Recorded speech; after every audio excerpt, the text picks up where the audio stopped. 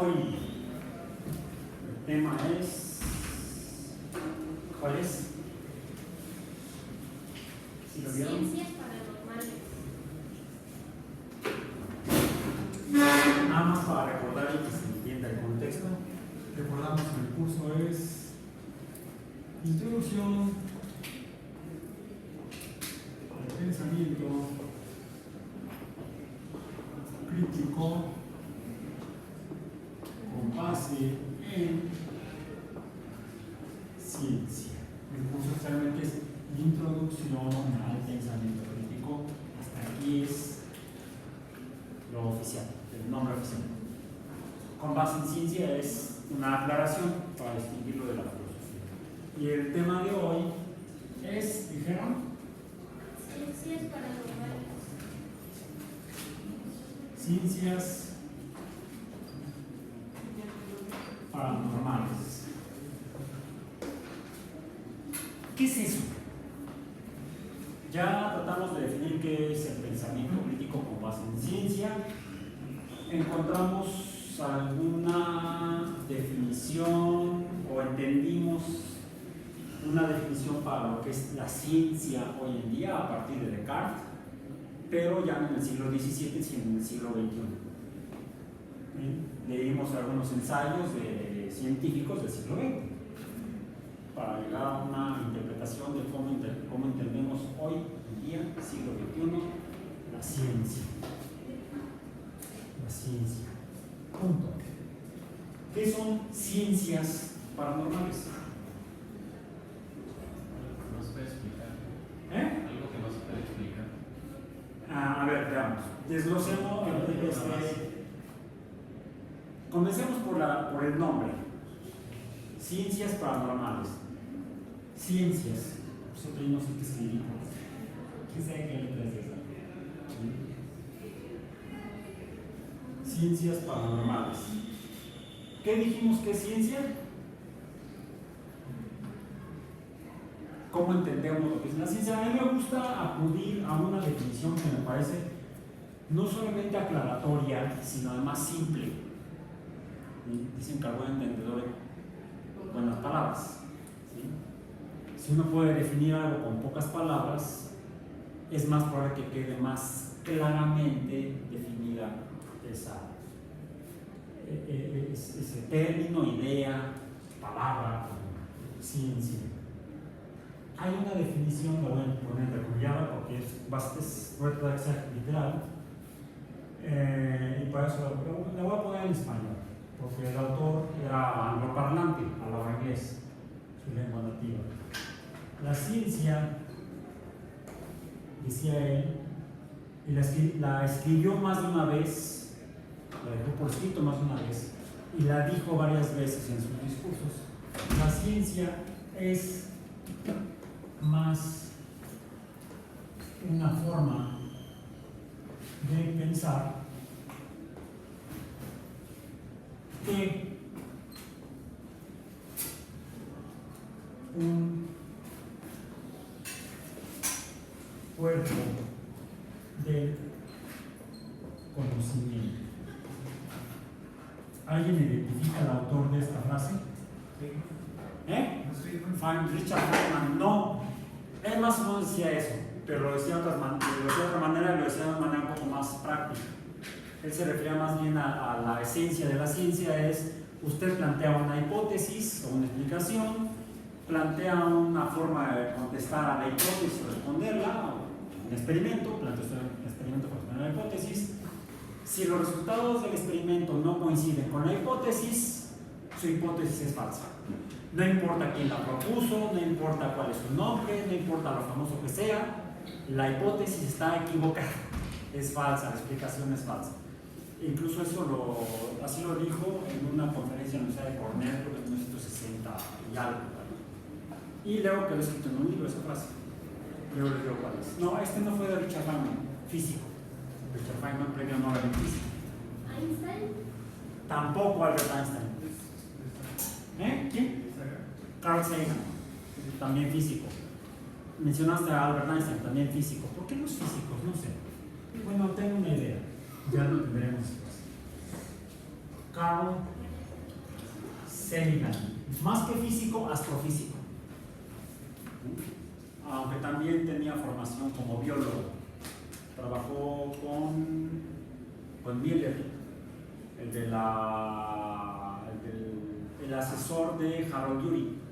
No me llama, trabajó con Urey, el asesor de Miller, los del experimento del origen de la vida. Miller Urey.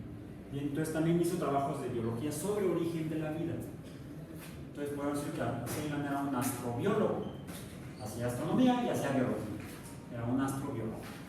Bien, él definía la ciencia más como una forma de pensar con esta característica. Esa forma de pensar es así. Es más esto que el conocimiento que produce. Para Seligman, la ciencia no era el contenido de los libros de ciencia, no son en sí las teorías, sino una actividad humana relacionada con la forma de pensar de los humanos.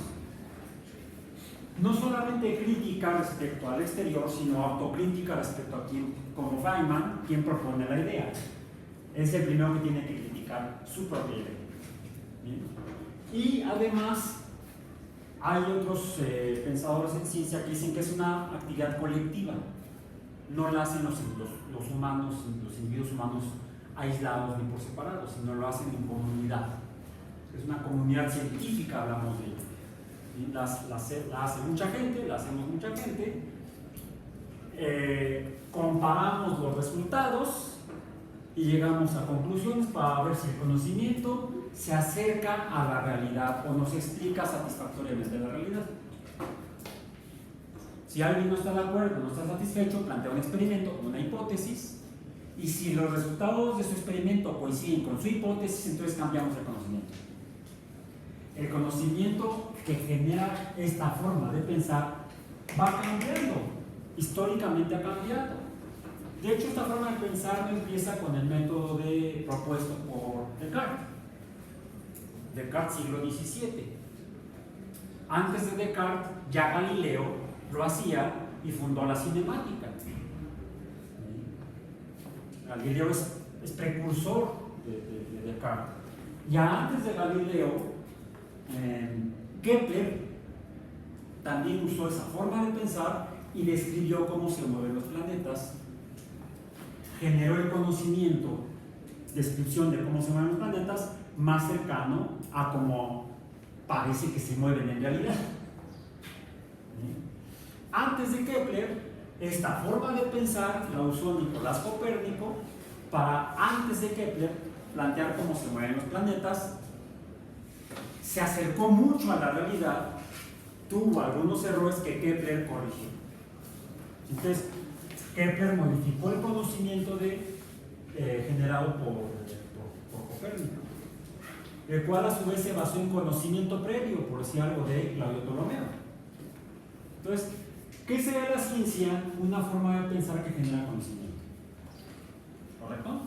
Entonces, ¿qué son las ciencias paranormales? Debe ser una forma de pensar. Si es ciencia, debe ser una forma de pensar para generar conocimiento. ¿Pero qué significa paranormal? No, de hecho, ustedes ya llevaron sus cursos de química orgánica, estudiaron los compuestos aromáticos. ¿Cuál es la química de los compuestos aromáticos? ¿Cuál? No los que huelen feo, no, es aromáticos, son apestosos, no aromáticos. La química de los compuestos derivados del benceno, que dibujamos así, es una representación del benceno. El benceno no es así, el benceno es un líquido, ¿sí? No tiene esa forma, pero las partículas que componen al benceno las representamos así. Son 6 átomos de carbono que se unen, aquí estarían en las aristas, ¿sí?, de ese hexágono, se unen de alguna manera, y además unidos átomos de hidrógeno, cada carbono tiene un hidrógeno, otra Otra forma de representar el benceno es así: C6H, 6 carbonos unidos a 6 hidrógenos. Que generar esto, llegar a este conocimiento costó tiempo, dinero y esfuerzo, pesadillas, de Auguste Boole.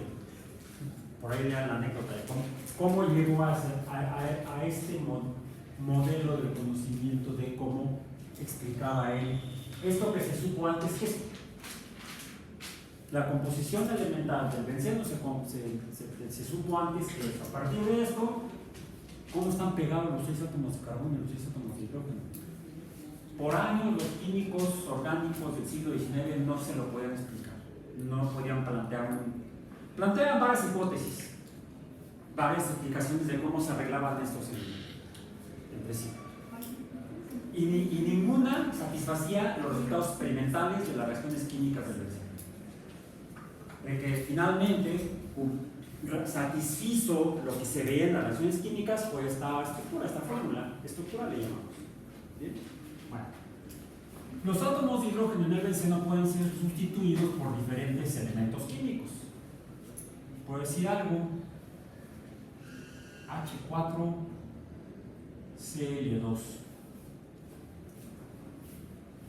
Quiere decir que 2 átomos de hidrógeno, los que estaban aquí alrededor, han sido sustituidos por átomos de cloro. Aquí habría 1, 2, 3, 4, 5, 6 átomos de hidrógeno en el benceno. ¿Cuáles serían los átomos de hidrógeno sustituidos por los 2 cloros? Para tener el diclorobenceno. ¿Eh? ¿Dónde podrían entrar esos 2 átomos de cloro? Bueno, pues arbitrariamente puedo decir, ese ya no es hidrógeno, ahora es un cloro. Sería el clorobenceno. Para que fuera el diclorobenceno, tendría que ser otro átomo de hidrógeno sustituido por otro átomo de cloro. ¿Cuál les gusta? ¿Eh?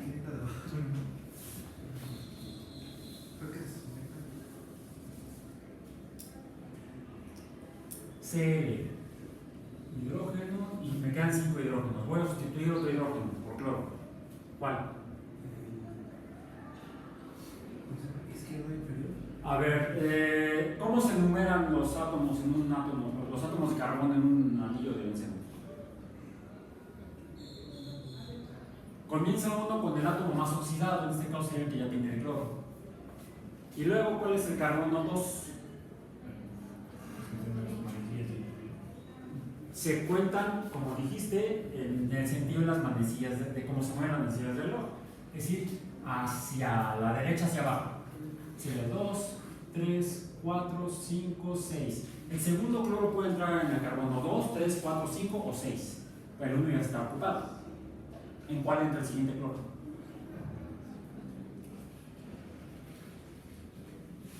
Pues puede entrar en el 2, 3, 4, 5, 6. En cualquiera. Podría quedar aquí. ¿Y cómo se llama esa molécula? Como podría estar en otra posición, y entonces sería otro compuesto químico, no sería igual si estuviera acá. ¿Sí? El primero sería el 1,2 diclorobenceno y este sería el 1,3 diclorobenceno. Se les asignan nombres con otra nomenclatura o con otros símbolos de nomenclatura para la cohesión de los átomos que han sustituido a los hidrógenos. Siempre se toma en consideración el primer carbono sustituido y respecto a ese se cuentan los demás. Se habla de esta posición, y estas dos posiciones, de hecho la 2 y la 6 son equivalentes porque el anillo es simétrico. Son iguales estas dos posiciones. Igual que estas dos posiciones, la 3 y la 5 son iguales entre sí. Y la 6 es diferente a las otras 4. Entonces, si entrara en el 2 o en el 6, se formará exactamente la misma molécula. Porque entonces ya no sería este el carbono 2, sino que sería el carbono 6 y este el 2. Alguien ya, pero ¿por qué lo está contando en el sentido opuesto a las manecillas del reloj? Bueno, simplemente la volteo y ya quedó, porque la molécula es simétrica. ¿Sí? El carbono 2 es donde entró el segundo cloro. Si entra en el 3, pues puede entrar en el 5 y sería la misma, sería 1, 3. Si entra la botella. Si entra en el 6, no es diferente. Es una posición única en el 6. Entonces tengo el 2 y el 6 son iguales, por lo tanto puedo darle el mismo nombre a esa posición. ¿Cómo le llamo? Eso pasa por llegar. Esta es correcta tu idea, pero a otra pregunta, no a la que hice. ¿Cómo se llamarían estas dos posiciones si llevan el mismo nombre? No, orto. Orto. La 2 y la 6 se llaman posiciones orto. Le llamaríamos entonces orto diclorobenceno. ¿Qué significa? Que los dos cloros están en carbonos adyacentes. Las siguientes posiciones, que son el 3 y el 5, ¿qué nombre reciben? Meta. Para que usted meta ahí el cloro. No, es por eso. Es porque meta es porque se salta la posición adyacente. Orto es porque es la adyacente. Meta es es la que sigue a la adyacente.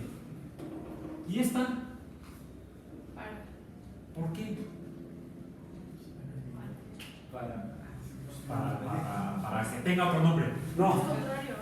¿Eh? Es contrario. No, no es contrario. Es más allá de.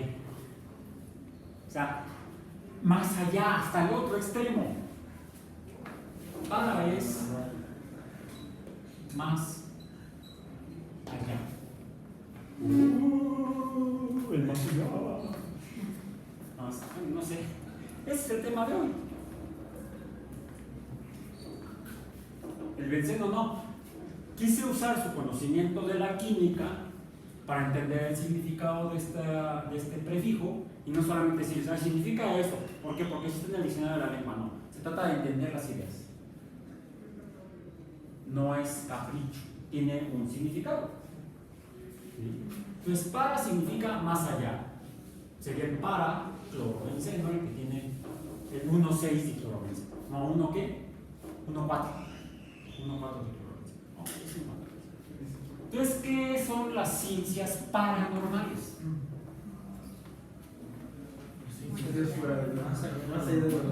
Sería el conocimiento, la forma de pensar que genera conocimiento que sale de lo normal. ¿Qué es normal? ¿Qué es la normalidad? Encontremos una definición de normalidad. Estamos tratando de partir de esto. Recuerden, nuestro punto de partida trata de ser la ciencia, y la podemos entender así, como una forma de pensar crítica y autocrítica, verificable, que llega a conocimiento por consenso, es decir, nos ponemos de acuerdo y estamos de acuerdo. Ese es el consenso.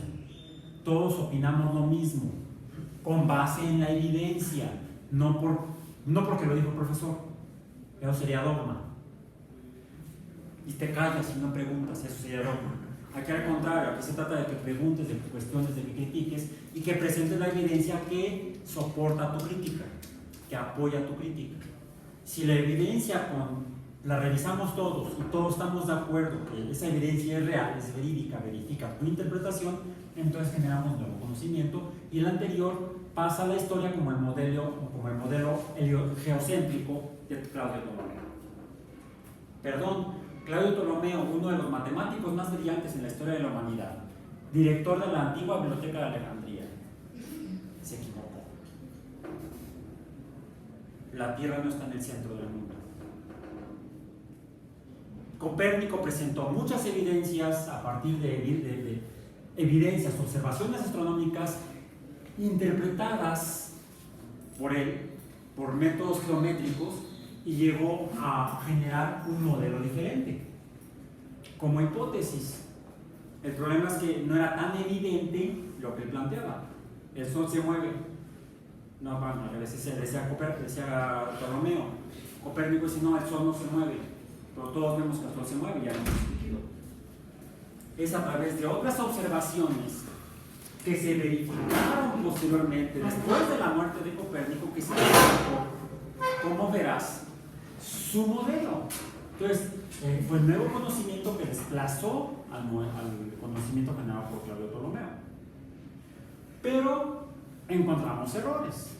Los planetas no se mueven, sí se mueven alrededor del Sol, pero no en trayectorias circulares, sino elípticas. O sea, Copérnico también se equivocó.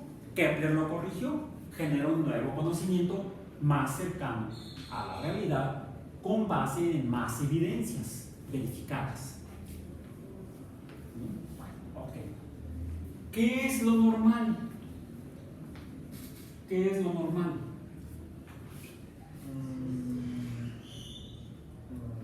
¿Alguna definición de normalidad? Aquí dice que sirve de norma o regla. Bueno, Que se ajusta a cierta norma. la norma o la regla puede ser dogmática. Entonces no nos sirve esa definición. Otra definición. Que se ajusta a cierta norma o características habituales o corrientes sin exceder ni adolecer. Sin exceder ni qué. Adolecer. Adolecer, o sea, no se pasa ni le sobra ni le falta. Eso se acerca un poco más a algo que podría ser útil, pero no me satisface. ¿Qué más? ¿Qué ocurre? ¿Se hace o se repite con frecuencia o por hábito? Ya es más medible. Mencionaste una palabra que es muy importante. Frecuencia. ¿Qué podemos hacer? Algo que ocurre, sí, eventos, frecuencia y eventos. Podemos usar una forma de arreglar el conocimiento, las ideas, vamos a decir, arreglar las ideas, plantear hipótesis.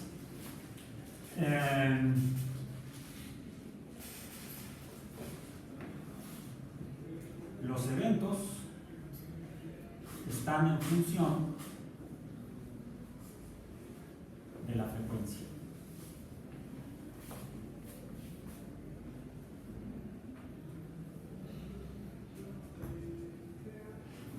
¿Qué puedo hacer? ¿Cuáles eventos? Necesito relacionar eventos y frecuencia. ¿Cómo lo hago? Otra vez acudo al buen maestro Descartes. Y no es por la bendición. Me pensé que estaba dando la bendición porque como demostró que Dios existe y el alma humana, no, usamos su modelo matemático para relacionar cosas. ¿Sí? Y hacemos así. ¿Sí? Hacemos así. Nada más que este plumón ya está dando las de Caín, las de Simón. ¿Ok? Y entonces, de hecho, bueno, voy a hacerlo un poco diferente.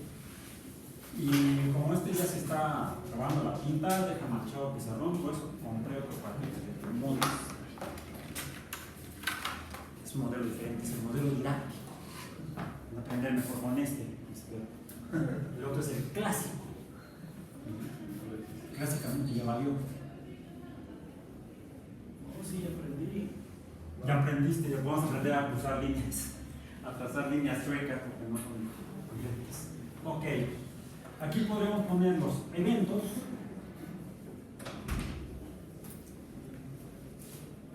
Y aquí la frecuencia. Ahí mi profesor está graficando al revés. Porque este sería Y y este sería X.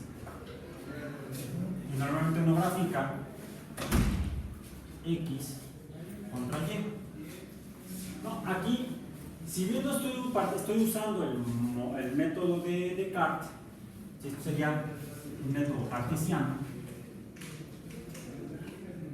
de René Descartes, aquí voy a usar el modelo de Carl Friedrich Gauss. ¿Ya les sonó? ¿Qué es la normalidad? Sí. De una campana de Gauss. Mido la cantidad, cuento la cantidad de eventos diferentes relacionados. Por ejemplo, eventos ¿qué tanto crece un humano? Es un evento. Cuando llega a la edad adulta, ¿cuánto mide un humano en talla, su estatura?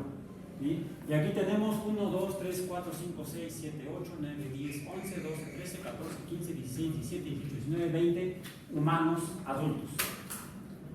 Vamos a medir tallas. ¿Cuánto mides? 1,72. ¿Cuánto mides allá atrás? ¿Cuánto mides? 1,67. ¿Allá? 1,84. Luego aquí, No sé, 83 tal vez. 1,83. Luego, no mide. No sabe. 1,60, vamos a poner. 1.70. 1,70. No, 1,70 no. 1,70. 1,80. Aquí, 1.76. 1,76. 1,65. 1,80.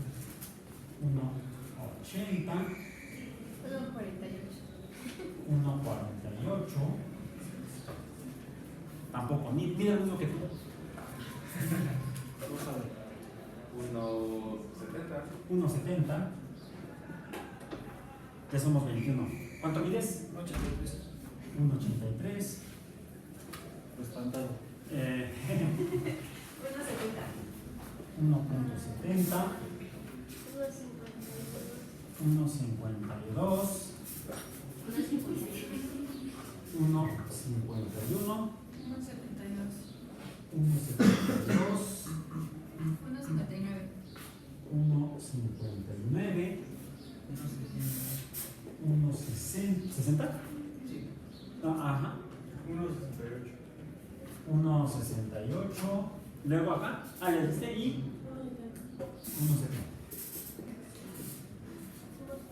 1,70. Lo que podemos hacer es organizar por grupos de estaturas similares. ¿Sí?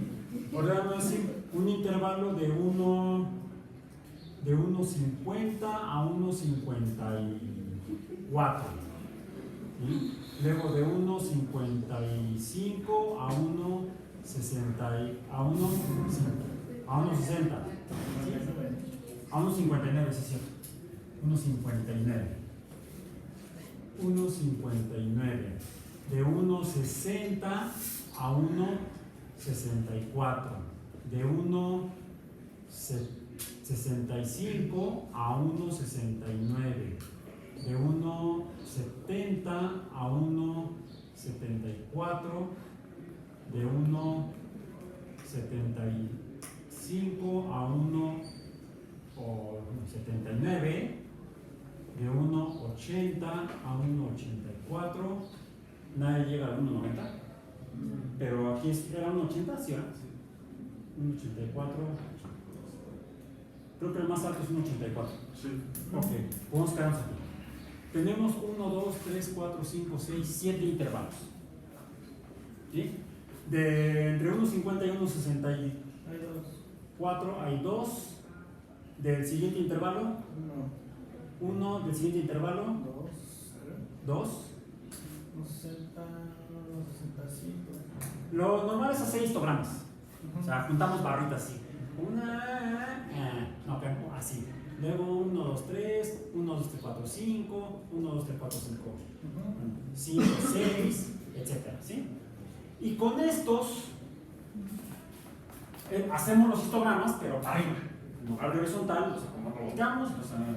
Y casi siempre que uno mide cosas con números en grupos de cosas similares, organismos, poblaciones, como la talla, uno llega a encontrar, por ejemplo, que en una población humana la talla suele ser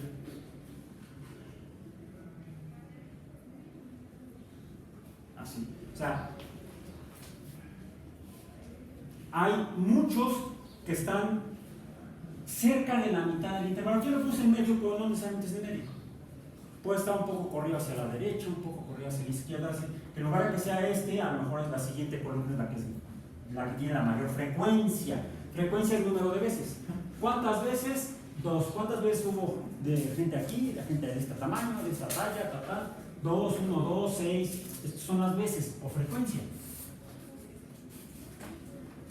Entonces, este es el número que uno grafica aquí contra la característica que uno está, o el evento que uno está tratando de ver cómo se repite en una población.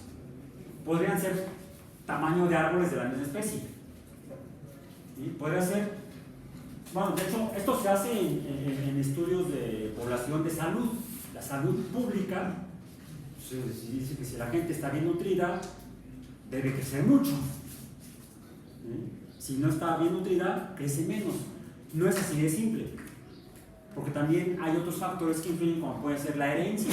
Mi papá siempre fue un chaparrito, mis papás, mis abuelos, son todos chaparritos, entonces no hay de dónde salir gigante. O al revés, toda mi familia es de talla alta, entonces no hay de dónde salir enano, salvo que no comas bien. ¿Sí? Otra es no tanto cómo crece uno hacia arriba, sino cómo crece hacia los lados. ¿Sí? El peso que le llaman los médicos, que en física se llama masa. ¿Sí? ¿Okay? Podemos medir el peso de la gente en una población, hacer grupos de peso y ver qué tanta gente hay en cada grupo de peso. Y hacemos gráficas de frecuencia de peso en la población y encontramos parámetros. ¿Esto cómo se llama? El estudio de la cantidad de cosas en un grupo de cosas. Estadística. Usamos una rama de la matemática que se llama dentro de la matemática usamos la estadística. ¿Sí? La estadística nos va a dar más números. Por ejemplo, el que se repite más. ¿Cómo se llama el número que se repite más? Moda. O sea, si está de moda, todo el mundo lo usa, todo el mundo usa esta talla, ¿no? No necesariamente, tiene un significado un poco diferente en estadística a lo que sería mercado. Finalmente son trucos de mercado. Podemos hacer relaciones de estos y sacar otros números que tienen otro significado. La media. ¿Cuál es la media? No es esta.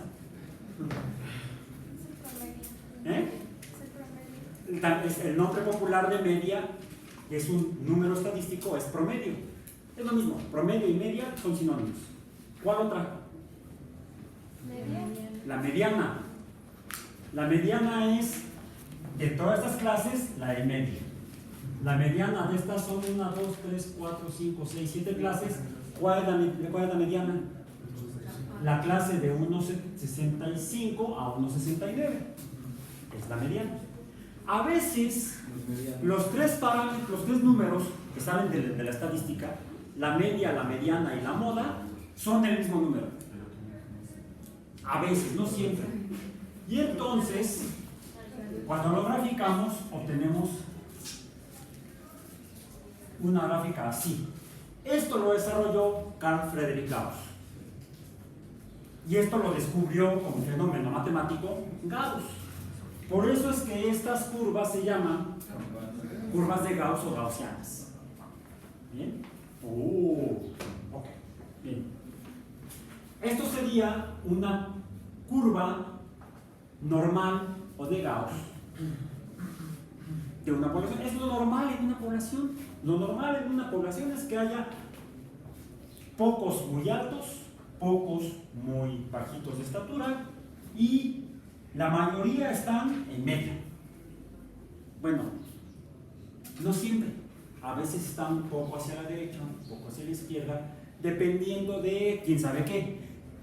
Bueno, esas son preguntas que podemos contestar a través. ¿Por qué? Si Gauss propone una explicación a cómo debe ser la naturaleza biológica, ¿por qué no siempre es como dice Gauss? Algo debe estar modificando el comportamiento de esa población en cuanto a ese fenómeno. ¿Por qué? Porque hay poblaciones que sus curvas de frecuencia están desplazadas hacia la derecha al máximo o hacia la izquierda al máximo. La moda puede estar desplazada hacia la derecha o a la izquierda. La mediana pues es siempre la misma. El promedio puede estar también desplazado hacia la derecha o hacia la izquierda. Y eso nos está diciendo que hay diferencias entre poblaciones. ¿Cuáles son las diferencias? Pues quizá donde viven. Por ejemplo, hace 30.000 años ya estaba poblado Australia. Hace 30.000 años no estaba poblado América. Poco después, es menos de 30.000 años. Oscila, dependiendo de las evidencias que se asumen. ¿Sí? Pero por eso digo 30.000 y no 20 o 10. 40. Bueno, ok. Pero luego discutimos las evidencias. Para esas fechas, Australia estaba poblada por humanos y se habían distribuido por todo el continente australiano. Geográfica y biogeográficamente, el continente australiano presenta diferentes ambientes, diferentes ecosistemas. Hay lugares donde hay bosque de lluvioso tropical, en el norte de Australia hay bosque lluvioso tropical, selva. ¿Sí? En el centro de Australia es desierto y hacia el sur también. Hay poca vegetación. Hacia el sur hay algunos bosques que son diferentes, por ejemplo bosques de eucalipto. Son árboles muy grandes, son de los árboles más grandes que hay en el planeta. Hay las dos especies más altas, de mayor talla, de plantas arbóreas, son el eucalipto, puede medir más de 100 metros, y la secuoya de California también puede llegar a medir más de 100 metros. En cambio, ¿cómo son las formas arbóreas en el bosque lluvioso tropical? No son tan altas, no llegan a medir 100 metros, entonces es más bien baja. Si un humano quiere pasar por ahí porque lo va correteando, lo va persiguiendo un depredador, pues va corriendo y si no se fija, ¡paz! Y hasta ahí llegó. ¿Quién sí pasaría? Alguien de menor talla y el de mayor talla ahí quedó, como almuerzo para el depredador. Entonces, se ejerce la selección natural. Es curioso porque los nativos australianos nos demuestran que existe la selección natural. Mientras los nativos australianos del norte, los nativos originales, porque ya están muy mezclados, pero cuando llegaban los europeos se encontraban que en el norte los nativos australianos eran de talla baja, mientras que los nativos australianos del sur eran de talla más alta. En un caso una población estaba desplazada hacia la derecha y otra población estaba desplazada hacia la izquierda. Ya encontramos una explicación al por qué en un lugar son altos y por qué en otro lugar son bajitos de estatura. Hay factores ambientales que modifican la distribución normal de un fenómeno. Pero la normalidad sería lo que existe en la naturaleza. Digamos que en el sur de Australia antiguamente era normal que la gente fuera bajita y en el norte, perdón, y en el sur sería de talla más alta, sería lo normal en ese lugar. Pero asumimos como normal estas curvas. Lo más frecuente que podemos medir y verificar, eso es normal. Lo que encuentra la ciencia, de acuerdo a Descartes, Gauss, Sagan y otros, es lo que consideramos normal. Lo que se acerca a la realidad y lo que vemos, la realidad, que puede ser explicada con base en ciencia. Eso es normal. ¿Qué es lo paranormal? Y les di por ahí, les puse una referencia de una definición de normal, pero de paranormal. ¿Cuál es? Rápidamente, ¿cuál es la definición de paranormal que está en ese texto? Está ligado en el grupo. La página también. Y creo que también la puse en Twitter para que no hubiera problema de que tuvieran acceso al dato.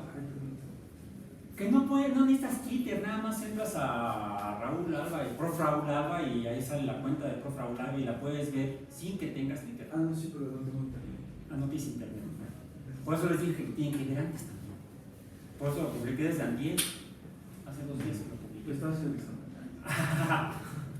Estabas en la feria de ciencias. Sí, También. Ok. Entonces, esto es una curva normal. ¿Es el de Famada Cadraba tus zombies? ¿Mande? Es el de From Avada Kedavra to Zombies. ¿La referencia? No, la lectura. Ah, después de la lectura. Sí. No, la lectura era una lectura que se llama... Skeptics Dictionary, ¿no? Ah, sí, Skeptics Dictionary, sí, Diccionario de los Escépticos. Skeptic.com/paranormal HTML. ¿Leo? Léela, por favor. Se dice que un evento o percepción es paranormal si involucra fuerzas u organismos que están más allá de la explicación científica. Se dice que son muchos eventos paranormales si son experimentados solo por aquellos con poderes psíquicos, como la percepción extrasensorial o la psicoquinesis. Percepción extrasensorial, o sea, fuera de los 5 sentidos. O sea, nosotros nos dimos cuenta que nos acercamos a la realidad y de ahí la interpretamos y generamos conocimiento con base en nuestra interacción con el mundo. ¿Cómo sé que existe un pizarrón? Puedo tocar. ¿Tú lo puedes pintar? ¿Cómo sé que existe un pizarrón? Porque lo puedo ver. ¿Cómo sé que existe un pizarrón? Porque lo puedo escuchar. ¿Pizarrón? No pizarrón. No lo estoy viendo. Estoy oyendo que algo está pasando a una tabla, una lámina de madera, que está, si es golpeada por alguien, puedo decir, es una lámina de madera. Se oye el ruido en un aula, en un salón, en un cuarto, en una escuela. Debe ser un pizarrón que alguien está golpeando. No necesito verlo. Puedo estar afuera del salón y si oigo que alguien, el profesor está golpeando el pizarrón. El profesor está golpeando la pared. El profesor está golpeando a un alumno. Okay. A lo mejor un alumno está golpeando al profesor. Okay. O sea, el oído también es una forma de percibir la realidad. Otra forma de percibir la realidad, el olfato. O sea, ya dijimos tacto, ¿sí? Oído, vista, pues sí, es un pizarrón, sabe a pizarrón. Ok, o sea, son los 5 sentidos naturales. Por alguien diría, no, está el 6º sentido. El sentido común es el menos común de los sentidos. Para ser común tendría que ser normal. Teníamos que poder describirlo usando el método de Gauss. Cualquier método de percepción por parte de las personas debe poderse medir, cuantificar y darnos una curva normal. ¿Qué sucede si no es así?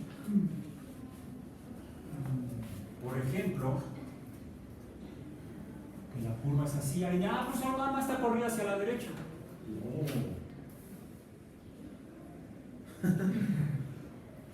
Es una curva paranormal.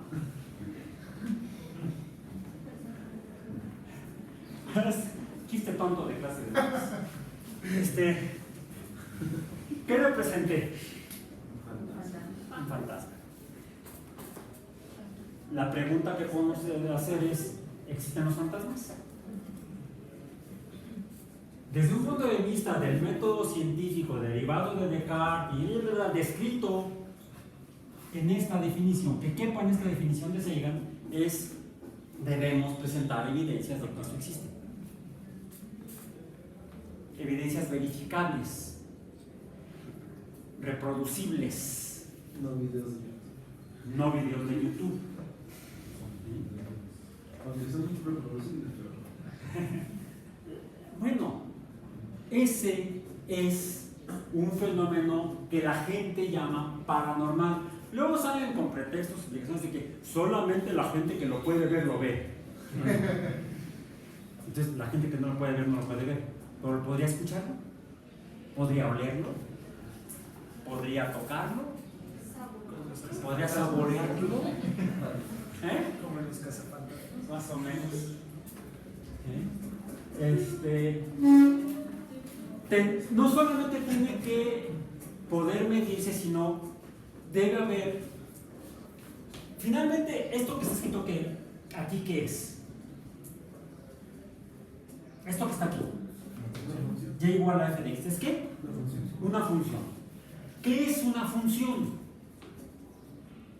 Una función es una relación entre dos cosas, en particular que puedo cuantificar, que puedo representar con números, que representan cantidad, frecuencia de cosas.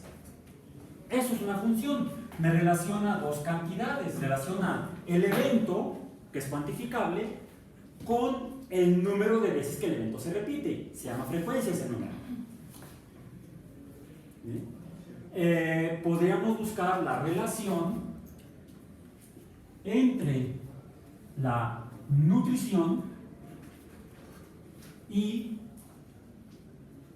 la talla. A mayor nutrición, mayor talla, tal vez. Es una hipótesis. Esto es una función, una f de x, que me dice que t es función de n. ¿Sí? Y no solamente debo encontrar la relación numérica, o sea, la función, sino que debo explicar cómo funciona la función. ¿Sí? ¿Cómo es la relación entre estos dos?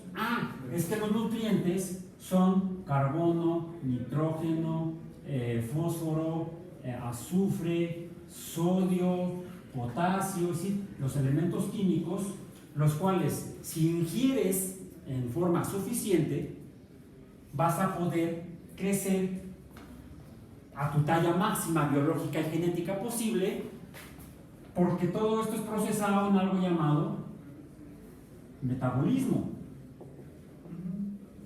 El metabolismo explica esta curva o esa función, la relación real entre este y este. Porque a veces encontramos que dos cantidades que se relacionan en la gráfica de la función, puede ser que una curva, puede ser una recta, puede variar la forma gráfica de la función, la forma geométrica de la función puede variar. Por eso, sí, la relación es lineal. La relación es lineal pero decreciente. La relación es creciente exponencial o es parabólica, ¿sí? Puede tener diferentes formas matemáticas, diferentes formas geométricas. ¿Pero qué creen? Puede suceder que no exista relación real, física, material entre ambos fenómenos. Como hay distintas correlación Sí, con ciertas por ahí hay pero estudios. no hay. Por ejemplo, hace años vi un documental de televisión, hablaban de las manchas solares y decían, bueno, es que las manchas solares las descubrió Galileo, se han medido a lo largo de muchos años, desde entonces se siguen midiendo todos los años y se ha tratado de explicar, el documental ya es viejo, como de los 70, hace y decíamos, se ha estado tratando de explicar qué son las manchas solares y qué las causa. En ese momento, cuando se hizo el documental no se sabía, estaban los primeros estudios de física del Sol, estaban haciéndose a nivel astronómico. O sea, no es tan vieja esa ciencia. Soy muy joven. Quiero creer. Ok. Bueno. Sí. ¿Sabe que estoy ocupado ahorita? No lo puedo atender. Sí, ya además, como a las 6. Gracias. Sí, ¿qué pasó? Ya ven que tenemos un programa de radio. Me tengo que ir en 2 minutos. Voy a seguir en 2 minutos. Ok. Decía en ese documental hablaban de cuáles eran las hipótesis para la explicación de qué son y qué causan las manchas solares y cuál es la relación, si tienen o no relación, manchas solares, si tienen o no relación con fenómenos en la Tierra, aquí en el planeta Tierra. Habría quienes decían, sí, las manchas solares influyen en el largo de las faldas de las mujeres. ¿Cómo? Desde que Galileo descubrió las manchas solares, se ve que las manchas solares se comportan así. Aumenta la cantidad, disminuye la cantidad, aumenta la cantidad, disminuye la cantidad. En un tiempo, aquí el tiempo es de 11 años. Es el ciclo solar. ¿Sí? Cada 11 años hay máxima cantidad de manchas solares y cada 11 años hay mínima cantidad de manchas solares. Bueno, alguien encontró que efectivamente el largo de las faldas de las mujeres, en el siglo XX al menos, a lo largo del siglo XX, variaba igual. Cada 11 años la falda se alargaba o se acortaba, se alargaba o se acortaba, se alargaba. Y sí había una correlación, hay un número que nos dice si existe esta relación entre cantidades, que se por matemáticos como Gauss, que es el coeficiente de correlación, la constante de correlación. Y esa gráfica tenía un coeficiente de correlación de 0.9. Bueno, es un hecho que no son las manchas solares que generan la longitud de la falda de las mujeres. Y además, ya muchas mujeres, yo creo que la frecuencia de mujeres que usan falda está por acá. Y muchas mujeres usan pantalones, ahora son los hombres que están empezando a usar faldas. Más si son escoceses. Bien, bueno, entonces, algo paranormal es algo que aunque tenga una supuesta determinación hasta estadística gaussiana, donde falla es en la relación física real entre ambas cantidades, entre ambas variables, entre ambos fenómenos. ¿Sí? Lo difícil es verificar eso. Y un argumento muy común es, no, es que no lo puede ver todo el mundo, solamente los iluminados. Pues échame luz para que sea iluminado. ¿Sí? O píntame con los lápices de colores. Vamos a iluminar. Te voy a iluminar. ¿Okay? Entonces, son argumentos que en todo caso deben ser probados, que existen los iluminados. Se tiene que encontrar el mecanismo que relacione ambos fenómenos. La energía psíquica con la aparición de fantasmas, o el número de veladoras que prendes con el número de premios que has ganado en la lotería, por ejemplo. ¿Sí? Las veces que me pongo en la misma playera cuando voy a ver el partido de fútbol de mi equipo favorito y entonces sí gana. Eso es paranormal y puede ser fenómenos tan mundanos como partidos de fútbol o cosas tan aparentemente fantásticas como la existencia del alma humana, según Descartes. Terminamos ahorita entonces con una tarea. Busquen cualquier supuesta o afirmación o sugerida que haga la gente de fenómenos paranormales. Podríamos usar Y usen los métodos de la ciencia y lo que vimos de falacias para, dense una semana, presentar si existen o no evidencias a favor del fenómeno paranormal que ustedes escogieron. Nos vemos el próximo viernes, ¿no? Viernes.